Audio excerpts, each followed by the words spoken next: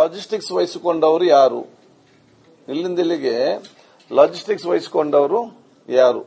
ಯಾಕೆಂದ್ರೆ ಅವ್ರಿಗೂ ಇದಕ್ಕೆ ಜವಾಬ್ದಾರಿ, ಅವ್ರಿಗೆ ಗೊತ್ತಿದೆ ನಾವು ಇವತ್ತು ಒಂದಿಂದ ಡುಪ್ಲಿಕೇಟ್ ಇಲ್ಲಿಗೆ ಮುಟ್ಟಿಸ್ತೇವೆ ಅಂತೇಳಿ. ಅವ್ರು ಕೂಡ ಅದಕ್ಕೆ ಕಾರಣಕರ್ತರಾಗಿದ್ದಾರೆ.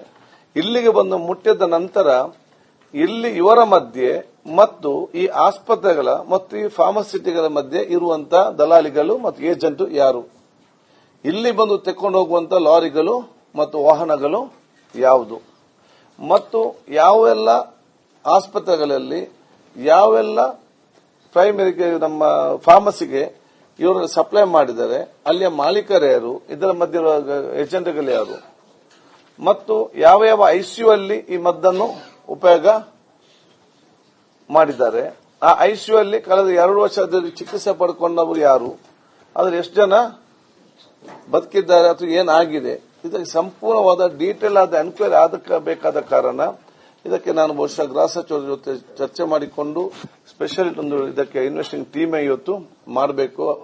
ನಮ್ಮ ಪೊಲೀಸ್ ಟೀಮ್ ಮತ್ತು ಡ್ರಗ್ ಡಿಪಾರ್ಟ್ಮೆಂಟ್ ಟೀಮ್ ಅಂತ ನಾನು ಇವತ್ತು ಚರ್ಚೆ ಮಾಡಿದ್ದೇನೆ. ಬಹುಶಃ ನಾವು ಈಗ ಅಸೆಂಬ್ಲಿಯಲ್ಲಿ ಕೂತ್ಕೊಂಡು ಅದರ ಬಗ್ಗೆ ನಾವು ಅಂತಿಮ ತೀರ್ಮಾನ ಇವತ್ತು ತಗೊಳ್ತೇವೆ. ಒಟ್ಟಾರೆ ಇದು ಅತ್ಯಂತ ದೊಡ್ಡ ಮಟ್ಟದ, ಇದು ರಾಷ್ಟ್ರೀಯ ಮಟ್ಟದ ಇವತ್ತು ಜಾಲ ಇವತ್ತು ಆಗಿದೆ.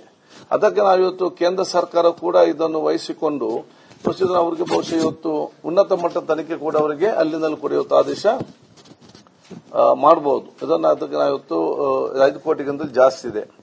ಇದರ ಬಗ್ಗೆ ನಾವು ಇವತ್ತು ಚರ್ಚೆ ಮಾಡಿ ನಮ್ಮ ಸರ್ಕಾರ ಮತ್ತು ನಮ್ಮ ಆರೋಗ್ಯ ಇಲಾಖೆ ಅದೇ ರೀತಿ ಡ್ರಗ್ ಡಿಪಾರ್ಟ್ಮೆಂಟ್ ಬಹಳ ಗಂಭೀರವಾಗಿ ತಗೊಂಡಿದೆ.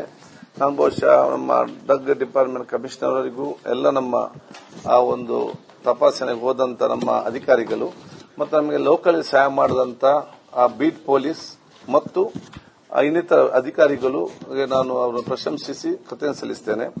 ಮತ್ತು ನಮಗೆ ಇವತ್ತು ಈ ರೀತಿ ಇದು ನಮ್ಮ ಸಂಬಂಧ ಡಿಪಾರ್ಟ್ಮೆಂಟ್ ಕೂಡ ನಮಗೆ ಬೀಟ್ ಪೊಲೀಸ್ನವರು ಇಂತೆಲ್ಲ ಒಂದು ಸಹಾಯ ಮಾಡಿದ್ದಕ್ಕೆ ನಮ್ಮ ಡಿಪಾರ್ಟ್ಮೆಂಟ್ ಮುಖಾಂತರ ಅವರಿಗೆ ವಿಶೇಷವಾದ ಒಂದು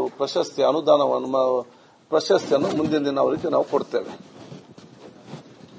ಬಹುಮಾನವನ್ನು.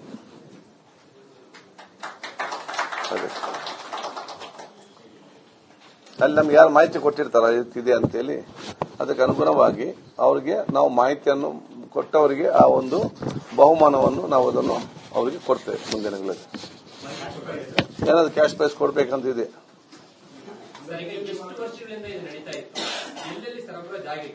ಇದರಿಂದ ಎಫೆಕ್ಟ್ ಆಗಿದ್ದೀರ ಅಂತಾರೆ ಗಂಭೀರ ಕಾಯಿಲೆಗಳಿಗೆ ಬಳಸ್ತಕ್ಕಂಥ ಔಷಧಿ ಅಂತ ಅನಿಸ್ತದೆ.